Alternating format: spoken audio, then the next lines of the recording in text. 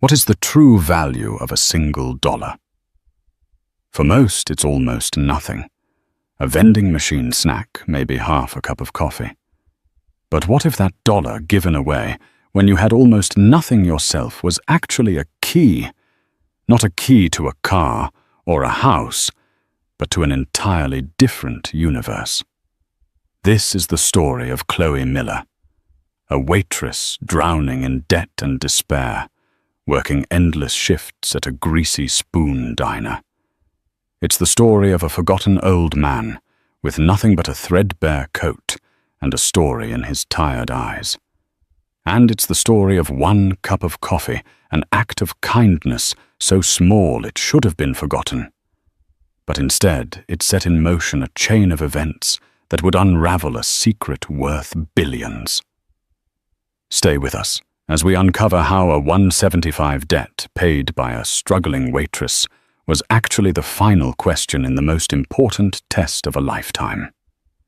The Morning Dove Diner was less a place of culinary delight and more a museum of minor despairs. It smelled perpetually of stale coffee, sizzling bacon grease, and the faint, sweet scent of bleach, fighting a losing battle against time. The red vinyl on the booth seats was cracked like old leather, showing glimpses of yellow foam stuffing beneath. For Chloe Miller, this place was both her prison and her sanctuary.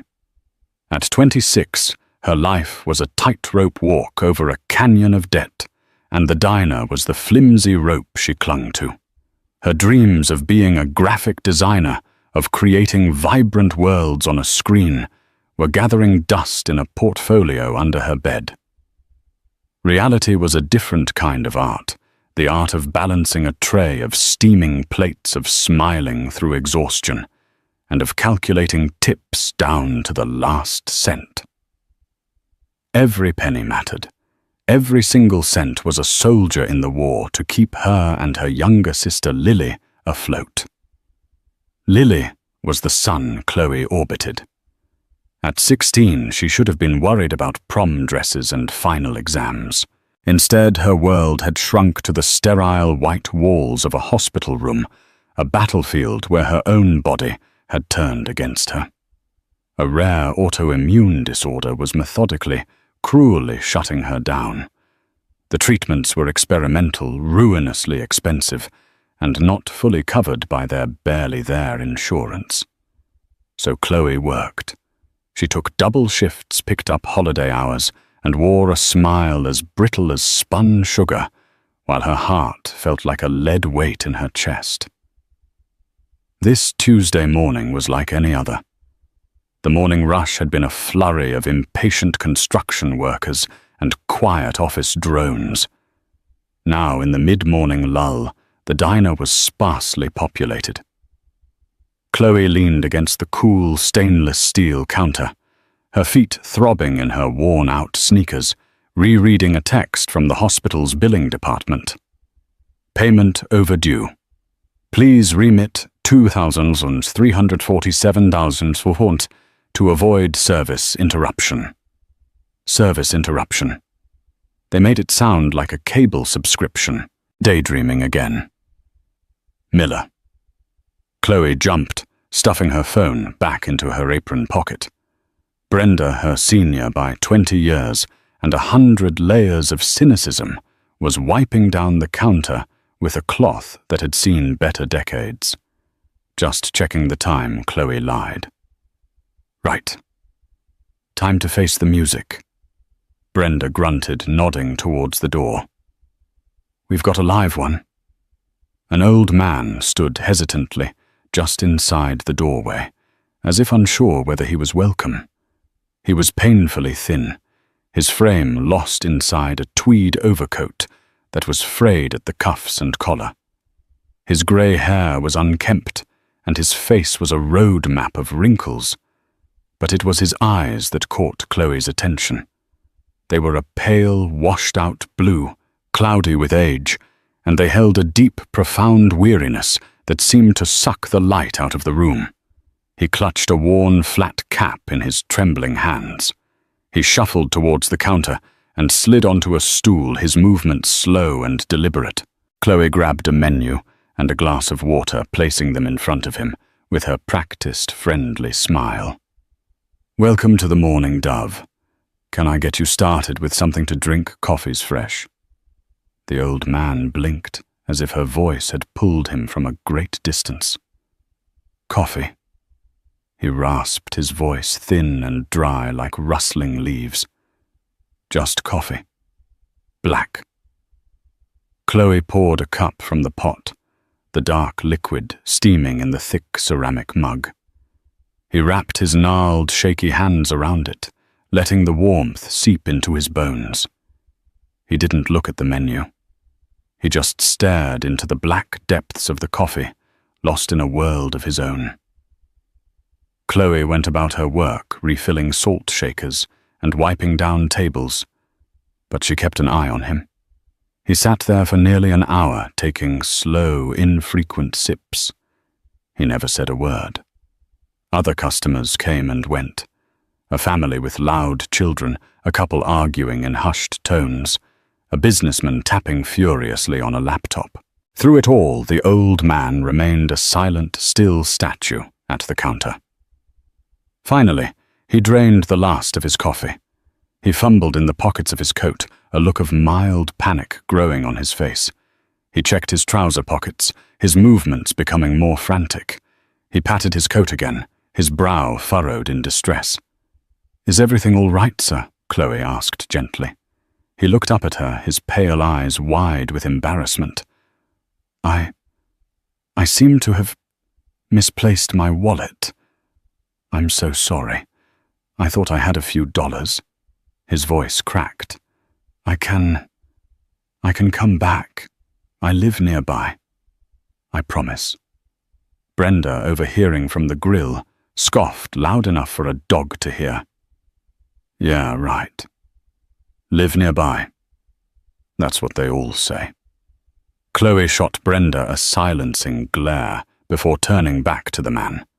She saw the deep flush of shame on his wrinkled cheeks, the way his shoulders slumped in defeat. In his humiliation, she saw a reflection of her own constant gnawing fear, the fear of not having enough, of being at the mercy of others. Her own problems felt immense, a tidal wave about to crash over her. But in that moment, this man's small, acute shame felt more immediate. "Don't you worry about it," she said, her voice soft.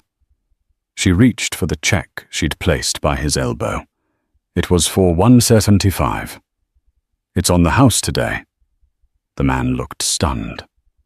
"Oh no, I couldn't possibly." "Please," Chloe insisted, giving him a genuine smile. It was the first one that hadn't felt like a mask all day. "It's just a cup of coffee. Consider it a gift. Everyone needs one of those now and then." She crumpled up the check and tossed it into the bin behind the counter. She turned to the cash register, pulled her own small purse from under the counter, and rang up the sale, paying for it with 2 crumpled $1 bills from her own tip money. The old man watched her, his expression unreadable. The panic in his eyes had been replaced by a quiet, intense scrutiny. He just stared at her for a long moment. "Thank you." He finally whispered, his voice thick with an emotion she couldn't quite place. "Thank you, my dear. You are very kind." He slid off the stool, gave a small, formal nod, and walked slowly out of the diner, the little bell above the door tinkling softly in his wake. "You're a sucker, Chloe," Brenda said, shaking her head as she scraped grease off the griddle. "A complete and utter sucker. That's $2 you could have used for, your sister's service interruption."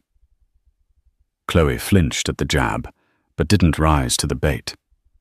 She just looked at the empty stool where the old man had sat. $2. It was nothing, and it was everything. She didn't know why, but as she watched the rain begin to streak down the diner window, she felt a strange sense of peace, It was a fleeting, foolish feeling, but for a moment it was enough. She had no idea that her small act of kindness wasn't an ending. It was a beginning. A test had just been administered, and she had given her answer. The following week was a slow-motion catastrophe. The hospital's billing department was no longer sending texts. They were calling their voices a practiced blend of synthetic sympathy and unyielding demand. The landlord had slipped a notice under her door, its fluorescent pink paper a glaring beacon of her failure.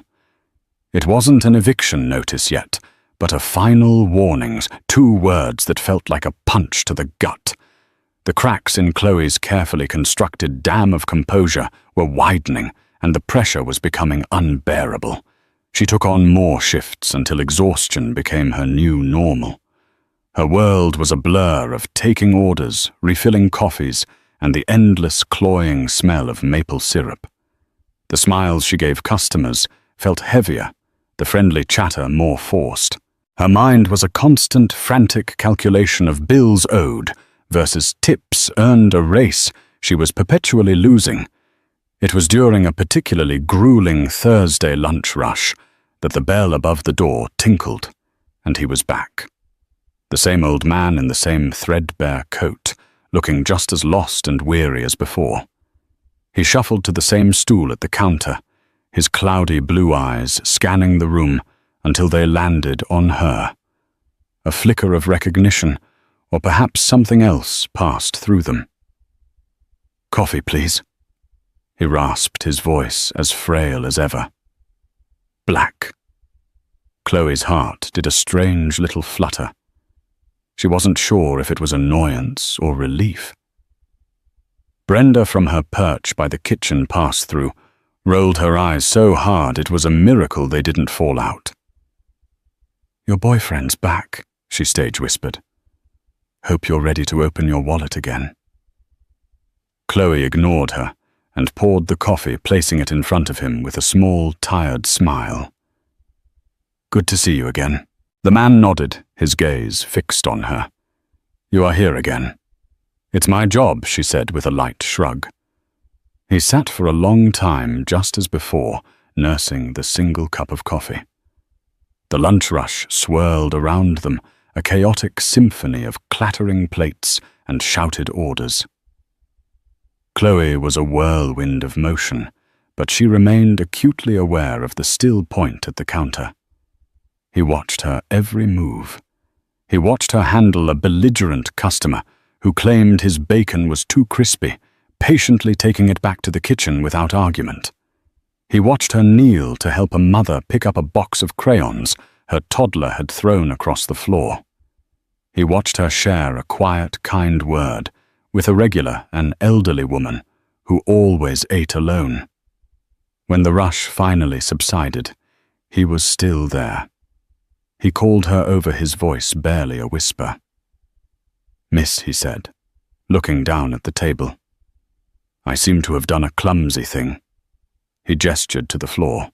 The half-full sugar dispenser lay on its side, a small mountain of white crystals spread across the grimy linoleum.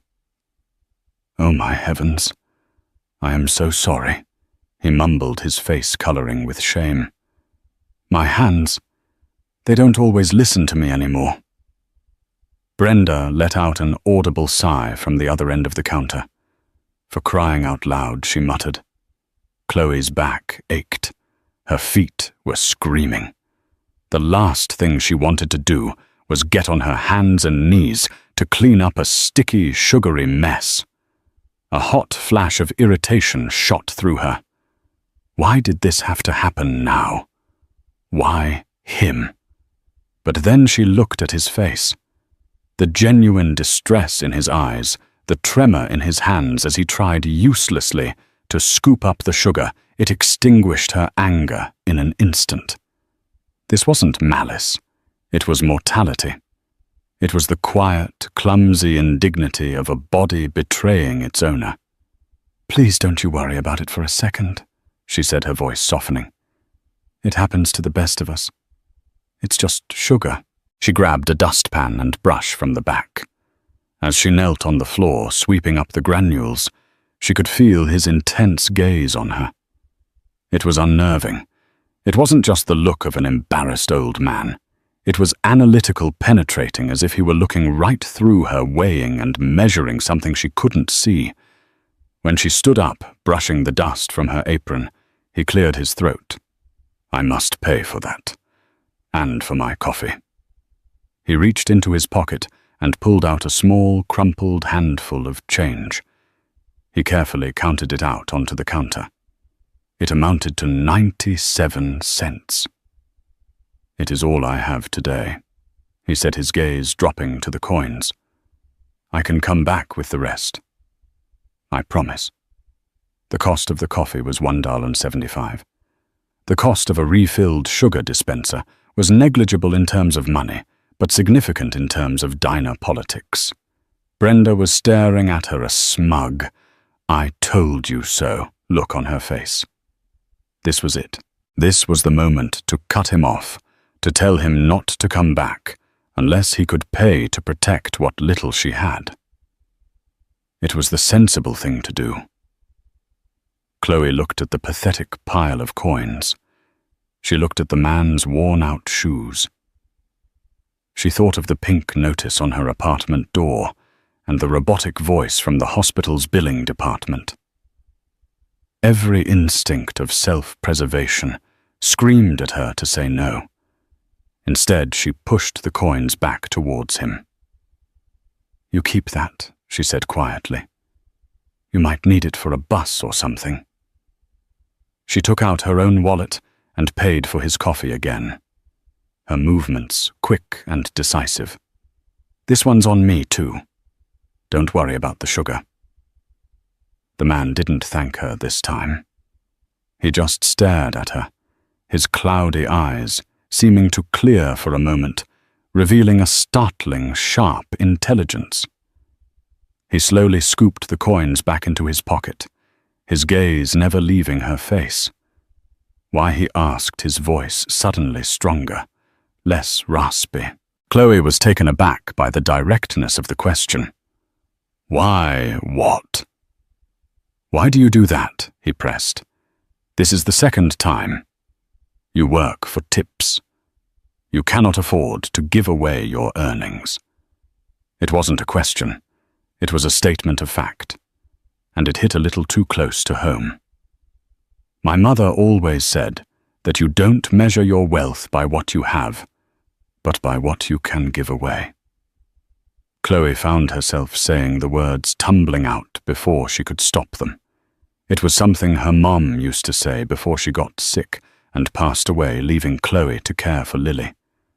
And sometimes a cup of coffee is more than just a cup of coffee. The man's expression softened. He gave a slow, deliberate nod, as if she had just confirmed a long-held hypothesis. He stood up, placed his flat cap on his head, and walked out without another word. As the door tinkled shut, Brenda strode over, her arms crossed. "I don't believe you. You are certifiably insane, Chloe Miller. He's playing you like a fiddle, a broke, grimy old fiddle. Mark my words, he'll be back, and next time he'll have a sob story about needing money for his sick parakeet." Chloe didn't respond. She just wiped down the sticky spot on the counter where the sugar had been. She didn't feel insane. She felt strangely calm. She had acted against all logic, against all self-interest. It was reckless. It was stupid. And for some reason it felt like the only right thing to do in a world that felt so wrong. But as she headed home that night to her pink slip-adorned door, a cold knot of dread tightened in her stomach. Kindness didn't pay the rent, and time was running out. The eviction notice arrived a week later. The fluorescent pink of the warning was gone, replaced by the stark official white of a legal document. The words "notice to vacate" seemed to leap off the page in bold black letters. She had 30 days. 30 days to come up with 3 months of back rent or find a new place to live. The thought of packing up her life, of finding a new home she couldn't afford, of disrupting the fragile stability she was trying to maintain for Lily, was paralyzing. That same afternoon, the hospital called again. Lily had developed a complication, a minor infection that her compromised immune system was struggling to fight.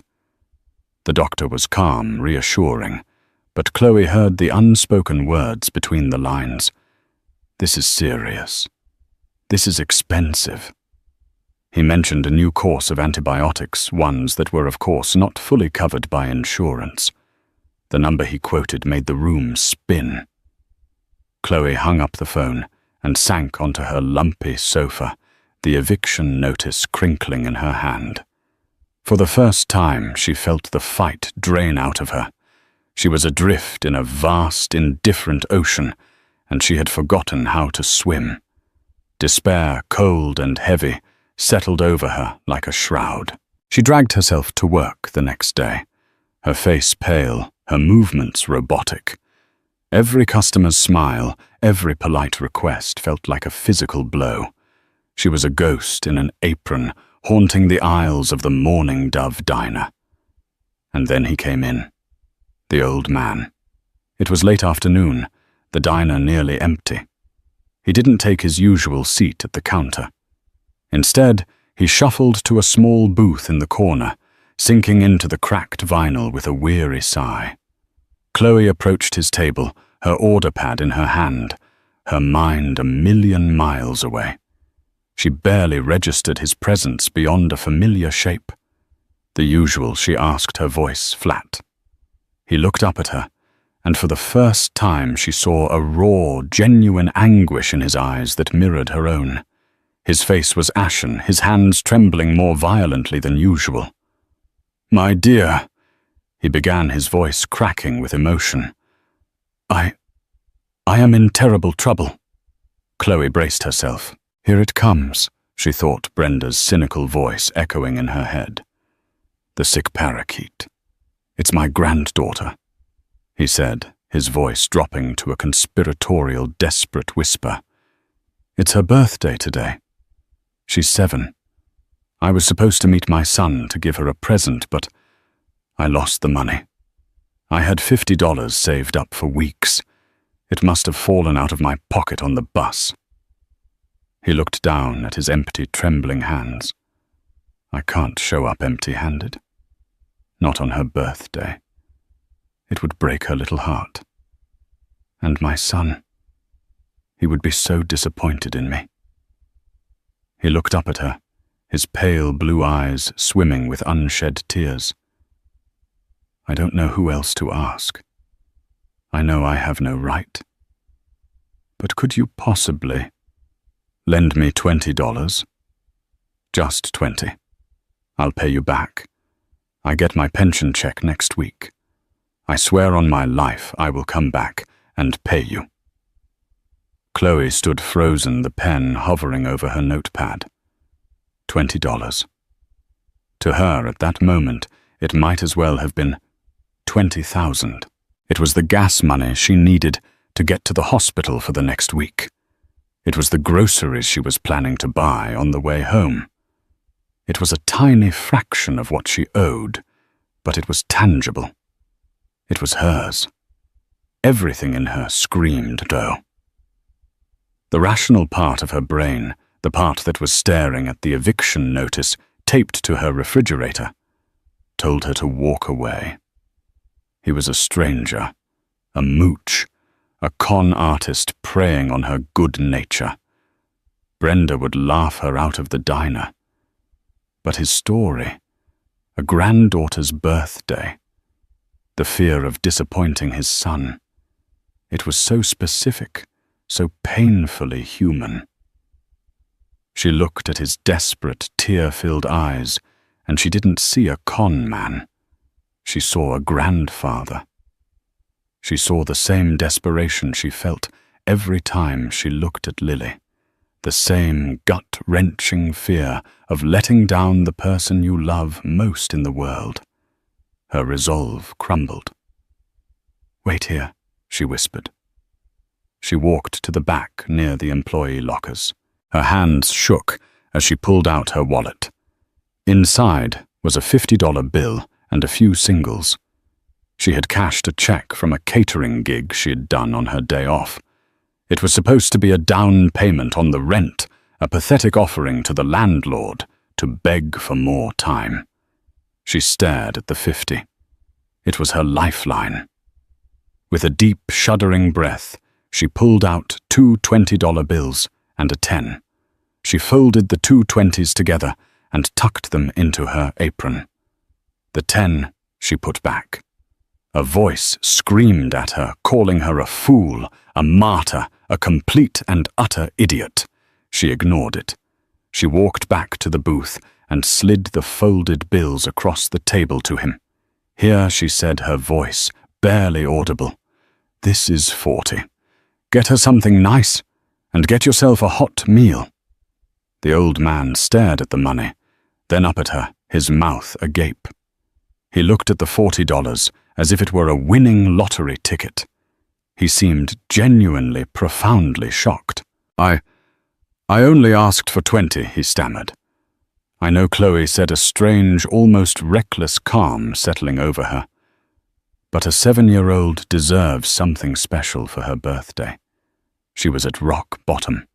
She had nothing left to lose, it felt. And in that moment of complete financial ruin, giving away that money felt less like a loss and more like an act of defiance. It was a rebellion against the crushing, merciless logic of dollars and cents that had ruled her life for so long. He reached across the table, and for the first time he touched her. His hand was surprisingly warm, his skin paper-thin. He gently clasped her wrist. "Are you sure?" he asked, his voice filled with a raw, searching intensity. "You look as though you carry the weight of the world on your shoulders." A single tear escaped Chloe's eye and traced a path down her cheek. She quickly wiped it away. "I'm sure," she said, her voice thick. "Just make your granddaughter happy." He held her gaze for a long moment, his own eyes shining. He slowly released her wrist, picked up the money, and tucked it carefully into an inside pocket of his coat. He stood up, his movements more steady than she'd ever seen them. "I will not forget this, Chloe. Miller," he said, his voice clear and firm. Chloe froze. He had used her full name. She always wore a name tag, of course, but he said it with such purpose, such finality. Before she could ask, he turned and walked out of the diner, leaving her standing by the booth, the imprint of his warm hand still on her wrist, and a $40 hole where her hope had been. She felt a profound emptiness, a certainty that she had just made the biggest mistake of her life. She had given away her last lifeline on a sob story. Her rebellion felt hollow, now replaced by the cold, hard reality of her situation. She had nothing left. The test was over, and she was sure she had failed. For 2 days after the $40 transaction, the old man did not appear. Chloe found herself scanning the door. Every time the bell tinkled, a knot of anxiety and regret tightening in her stomach. Brenda was merciless. "So has Grandpa Warbucks returned with your fortune yet?" she'd ask with a sneer. "Or did he and his granddaughter take a trip to Bermuda on your grocery money?" Chloe had no defense. The act that had felt so defiant in the moment now just felt stupid. The $40 she had given away had become a symbol of her own foolishness. She had to borrow money from a fellow waitress just to put gas in her car, to visit Lily, a humiliation that stung more than any of Brenda's taunts. It was on the 3rd day, a Saturday, that a new presence made itself felt in the diner. He was the polar opposite of the shabby old man. He arrived just before the lunch rush, dressed in a perfectly tailored charcoal grey suit, his shoes polished to a mirror shine. He was perhaps in his late 50s, with sharp, intelligent eyes, behind a pair of wire-rimmed glasses, and an air of quiet authority that was utterly out of place amongst the sticky tabletops and chipped coffee mugs. He chose a booth in the far corner, the same one the old man had occupied on his last visit. He requested a black coffee and a menu, but Chloe noticed he never once opened it. Instead, he opened a leather-bound folio and appeared to be reading, but his eyes were rarely on the page. They were scanning the room, observing the staff, taking in the rhythm of the diner. More than once, Chloe felt his gaze linger on her. It wasn't a lecherous stare. It was something else. It was cool, detached, and evaluative. It was the look of a scientist observing a specimen. Chloe felt a prickle of unease. Was he a health inspector? A corporate scout for a chain, looking to buy the place? Or worse, was he from the landlord's agency, a man sent to see if she was still employed before they finalized the eviction? Her mind raced through a dozen paranoid scenarios, each more terrifying than the last. The man stayed for hours. He nursed that single cup of coffee occasionally, asking for a refill which he paid for with a crisp $20 bill, telling Chloe to keep the change with a polite but impersonal nod. The tip was more than she sometimes made in an hour, but it felt strangely sterile, a transaction devoid of any real connection. Brenda was intrigued. "Now that's the kind of customer you should be focusing on," she whispered to Chloe. "Looks like old money, probably a lawyer or a banker. Go flash him a smile, maybe he'll leave you his inheritance." But Chloe couldn't bring herself to do it. The man's presence was too unnerving. It felt like he was waiting for something. The lunch rush came and went. The afternoon lull settled in. The man in the corner remained a silent, watchful sentinel. Chloe tried to go about her work, but his presence was a constant low-level hum of anxiety in the back of her mind. She found herself being overly meticulous, wiping down counters that were already clean, double-checking orders, forcing her smile to be brighter than usual, all under his quiet, penetrating gaze. Around 3 o'clock, the bell on the door tinkled. Chloe's head snapped up, her heart lurching with a familiar, foolish hope. But it wasn't the old man. It was a young mother with 2 rambunctious children who immediately began clamoring for milkshakes and fries.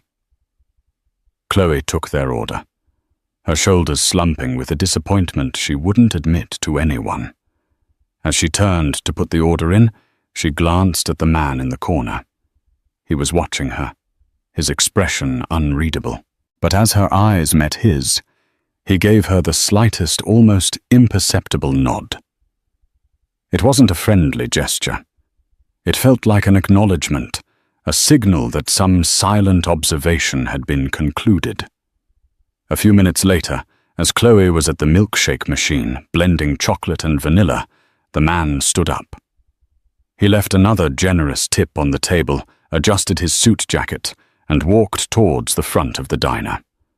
Chloe expected him to leave, but instead he paused by the cash register, waiting.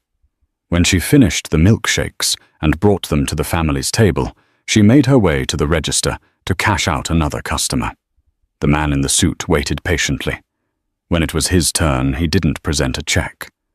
He simply looked at her, his sharp eyes examining her face. "Are you Chloe Miller?" he asked. His voice was deep and resonant, a boardroom voice that had no place in a greasy spoon. Chloe's blood ran cold. This was it. The landlord, the debt collector. "Yes," she managed to say, her own voice sounding thin and weak. "Can I help you?" He did not smile. He reached into the inner pocket of his suit jacket and produced a slim, elegant business card case. He slid out a card with his thumb and placed it on the counter between them. The card was made of thick, creamy stock, the lettering embossed in a deep navy blue. James Harrison Senior Counsel, Sterling Industries.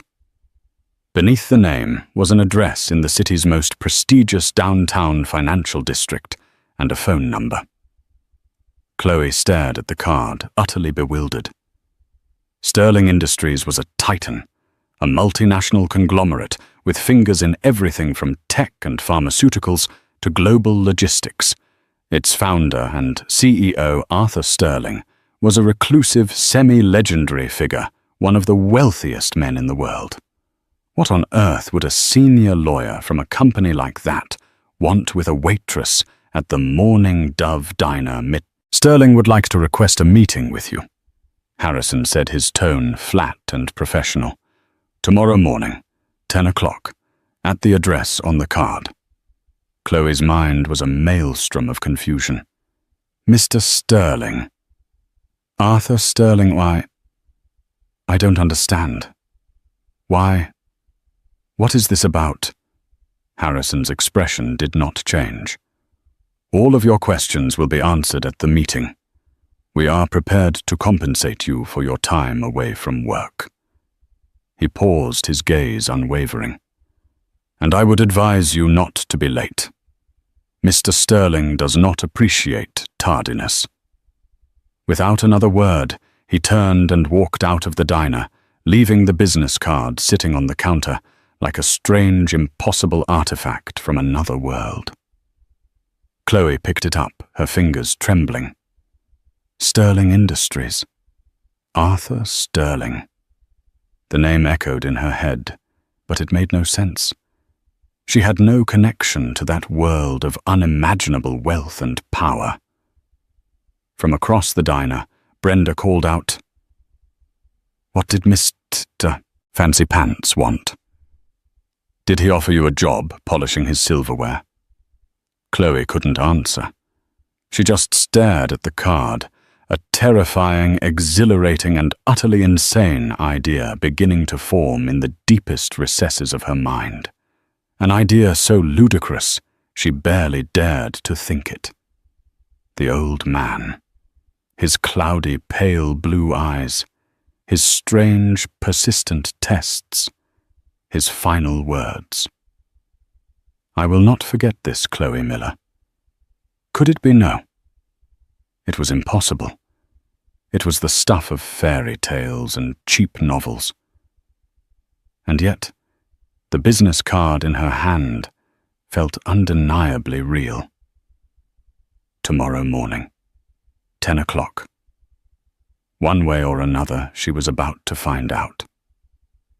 The next morning, Chloe stood on a rain-slicked marble plaza, staring up at a skyscraper that seemed to pierce the grey, overcast sky. The words Sterling Tower were carved in massive, severe letters above a set of revolving glass doors. This was the address from the card. It felt less like a building and more like a monument to a god she'd never heard of. She had spent a sleepless night tossing and turning her mind a frantic battlefield of speculation. She'd called the diner and begged for the morning off, offering to work a double shift the next day to make up for it. Her manager, swayed by the desperation in her voice, had reluctantly agreed. Now, standing at the foot of this glass and steel behemoth, she felt a crippling wave of imposter syndrome. She was wearing her best and only interview outfit, a simple black skirt and a slightly faded blue blouse she'd ironed 3 times. She felt like a stray cat that had wandered into a palace. Every person who swept past her through the revolving doors exuded an aura of wealth and purpose, their expensive suits and leather briefcases a stark contrast to her worn handbag. Taking a deep, shaky breath, she pushed her way through the doors into a lobby so vast and silent, it felt like a cathedral. The floors were polished black granite. The walls were adorned with enormous abstract modern art, and a single severe-looking receptionist sat behind a desk that was longer than Chloe's entire kitchen. Her heart pounding, she approached the desk. "Excuse me," she said, her voice barely a whisper. "I have a 10 o'clock appointment with Mr. Sterling." Saying the name out loud felt absurd. The receptionist, a woman with unnervingly perfect hair, looked up from her computer, her expression a cool mask of professional indifference. "Your name?" "Chloe Miller." The receptionist tapped a few keys. Her eyebrows rose a fraction of an inch. "Ah, yes, Miss Miller. Mr. Harrison is expecting you. Please take the private elevator on your right. It has been keyed for the penthouse floor." A private elevator. The penthouse floor. The sense of surrealism intensified. Chloe walked on trembling legs to a discreet, unmarked steel door that slid open silently as she approached. The elevator was lined with dark, polished wood and had only one button, a simple glowing P. The ascent was unnervingly fast and completely silent. Her ears popped as the elevator climbed the floors, flashing by on a small digital display. 40.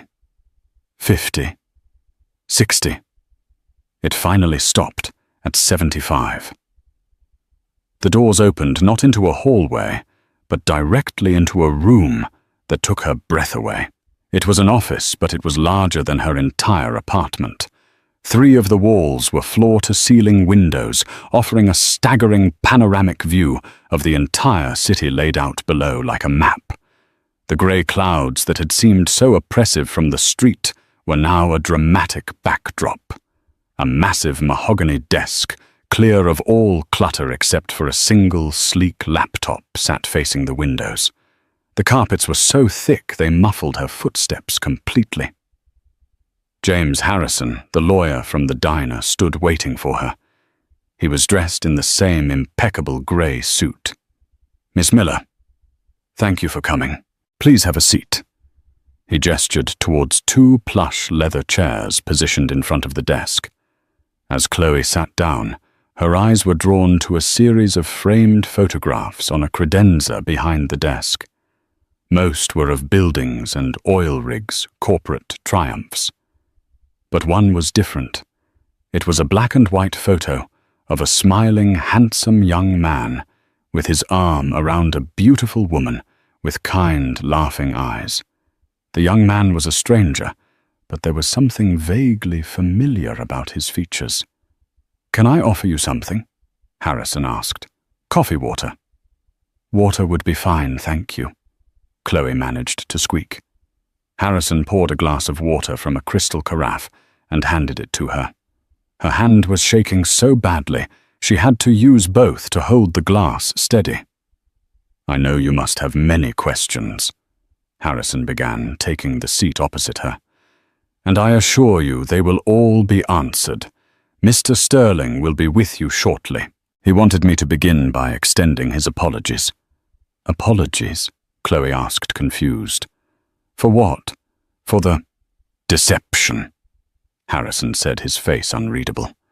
"It was, however, a necessary component of his endeavor." Before Chloe could ask what he meant, a side door she hadn't noticed opened, and a man walked in. He was tall and wore a perfectly tailored navy blue suit. His silver-grey hair was neatly combed, and his face, though lined with age, held an undeniable aura of power and intelligence. He moved with a quiet confidence that filled the room. But it was his eyes that made Chloe's breath catch in her throat. They were a pale, piercing blue. They were no longer cloudy or weary. They were sharp, clear, and focused, and they were looking directly at her. It was him. It was the old man from the diner. Transformed, remade. The threadbare coat was gone, replaced by fine wool. The shuffling, hesitant gait was gone, replaced by an authoritative stride. But the face, the eyes, the essence of the man, it was unmistakably the same. He walked around the massive desk and sat in the large leather chair, the entire city skyline his backdrop. He folded his hands on the polished wood and looked at Chloe. The look was no longer pitiful or desperate. It was the same intense, analytical gaze she had felt on her when she was cleaning up the sugar, but 100 times more potent. Chloe stared, speechless. Her mind reeled, trying to reconcile the image of the frail, penniless old man with the formidable titan of industry sitting before her. The shabby coat, the lost wallet, the spilled sugar, the sob story about a granddaughter. It all flashed through her mind. A deception, Harrison had called it. It had all been an act, a calculated, elaborate lie. A hot wave of humiliation and anger washed over her. She had been played. Her sympathy, her kindness, her sacrifice, it had all been for the amusement of a bored billionaire.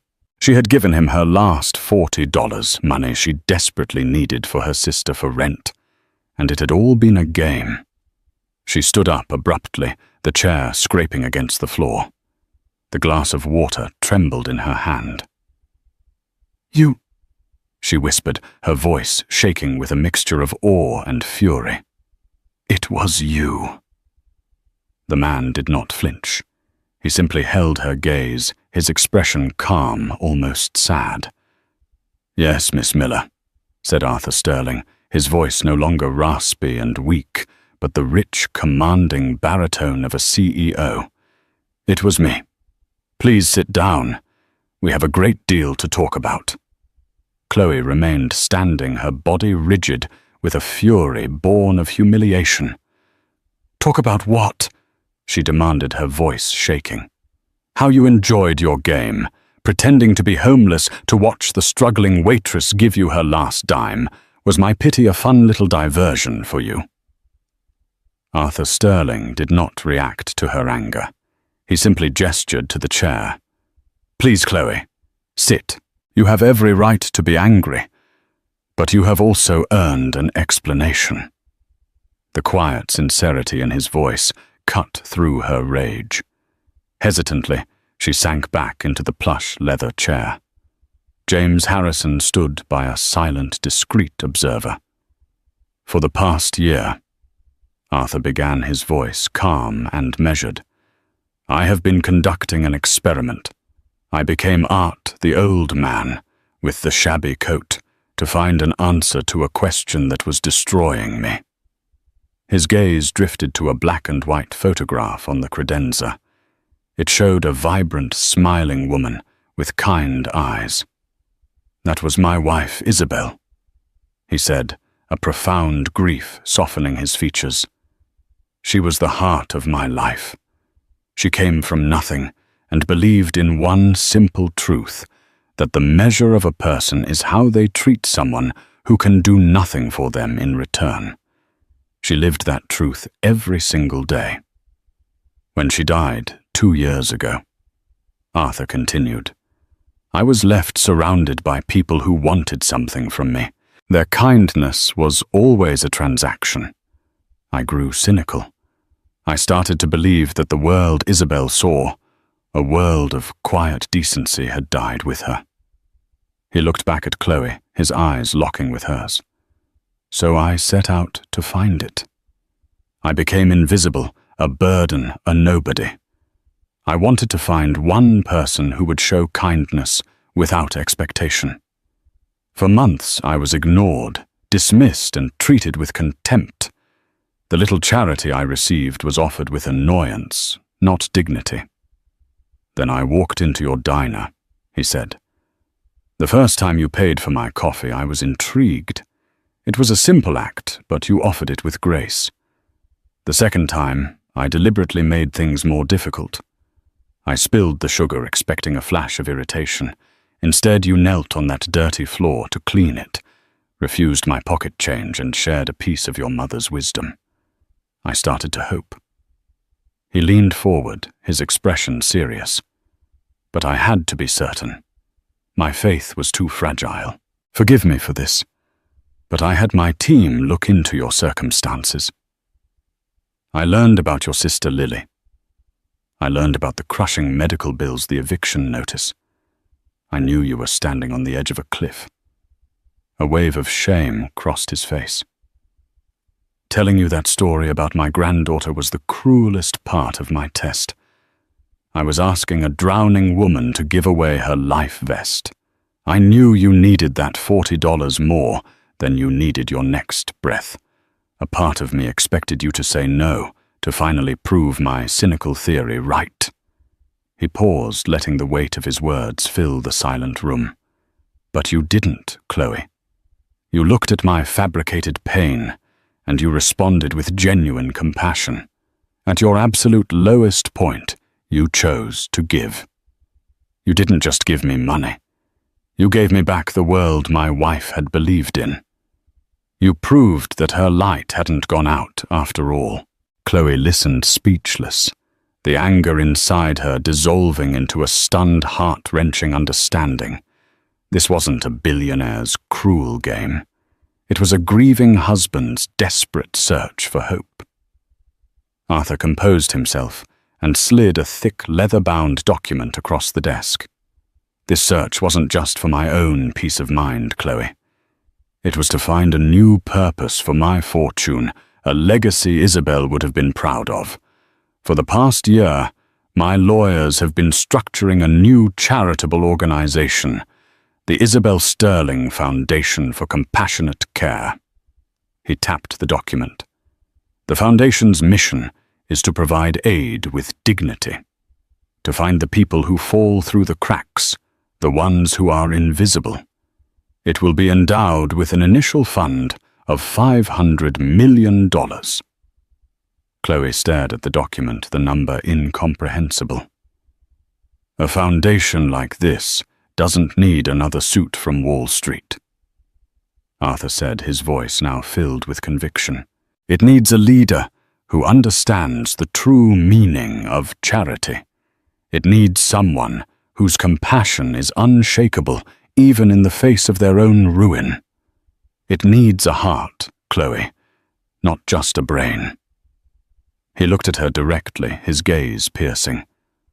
"I am not offering you a reward. I am offering you a job.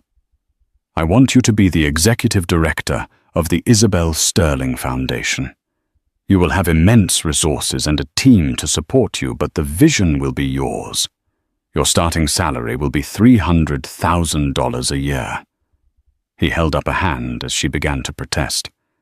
"And the foundation's first official act, effective immediately, is to assume the full lifetime cost of Lily's medical care at any facility in the world you choose." The room was silent. He wasn't offering her a handout. He was offering her a calling. He was giving her the power to fight the very despair that had nearly consumed her and to help countless others do the same. It was terrifying. It was impossible. She was a waitress.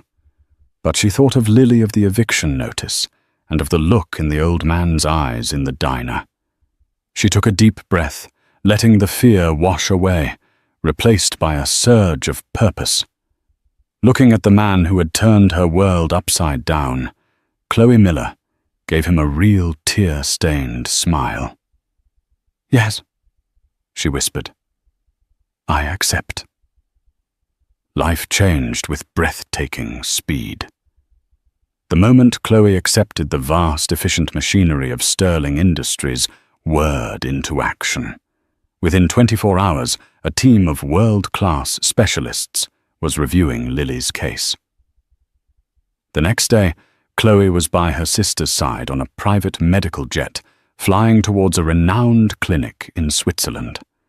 The constant gnawing fear for Lily's health was replaced by the quiet hum of the jet engines, a sound of profound and overwhelming relief. While she was away, James Harrison's team quietly erased the shadows of her old life. Her overdue rent was paid, and her cramped apartment was settled. When she returned, it was to a beautiful, secure apartment downtown, a peaceful haven that felt like it belonged to another person. Before starting her new life, however, she had one last stop to make. She walked into the Morning Dove diner, the air thick with the familiar smell of grease and stale coffee. Brenda was at the counter, polishing forks with a customary scowl. "Well, look who it is," Brenda said, not looking up. "Finally decided to show up for your shift." "I came to say goodbye, Brenda," Chloe said calmly. I've taken another job. Brenda finally looked up, her eyes scanning Chloe's simple but elegant new dress. Oh, really? Let me guess Mr. Big Shot in the suit hired you. I give it a month before you're back here, begging for your apron. Chloe didn't argue. She simply placed a white envelope on the counter. This is for you. Suspicious Brenda tore it open. Inside was a cashier's check for $25,000. Her jaw dropped, the cynical mask she wore every day shattering completely. What is this? She stammered, her voice barely a whisper. My mother used to say that sometimes people are sharp because the world has been unkind to them, Chloe said softly. I thought it was time the world was a little kind to you. Take a vacation. Fix your car. Just know that things can get better. Chloe turned and walked towards the door. But that old man, Brenda called out, her voice trembling. Who was he?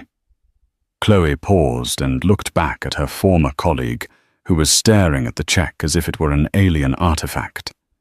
He was just a man who needed a cup of coffee, she said, and walked out for the last time.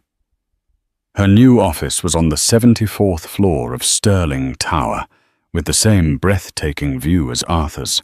She quickly filled the walls not with expensive art, but with photographs that mattered. Lily smiling in a sunlit garden in Switzerland, the faces of the first families, helped by the Foundation's initiatives. She was not a waitress anymore, but she was still serving people now on a scale she could never have imagined. Arthur was a true mentor, guiding her through the complexities of finance and management, but always trusting the compassionate instinct he had hired her for. She learned that she had a natural gift for cutting through red tape and seeing the human being at the heart of every problem. Months later, Arthur walked into her office, carrying 2 simple, thick ceramic mugs, the kind from the diner. He handed one to her. It was black coffee. I thought you might need a break, he said, standing beside her, as they looked out over the city. Do you ever miss it? The simplicity of your old life? Chloe thought for a moment, the familiar bitter taste of the coffee a ghost on her tongue. She remembered the bone-deep exhaustion, the constant fear. I miss some of the people, she admitted, but I don't miss the desperation. For so long I believed that my kindness was a weakness, an expense I couldn't afford. That $40 I gave you, it felt like the end of the world. She turned from the window to face him, her eyes clear and full of a quiet strength. I was wrong, she said. It wasn't an expense. It was the single greatest investment I ever made. Arthur Sterling smiled, a genuine warmth reaching his pale blue eyes.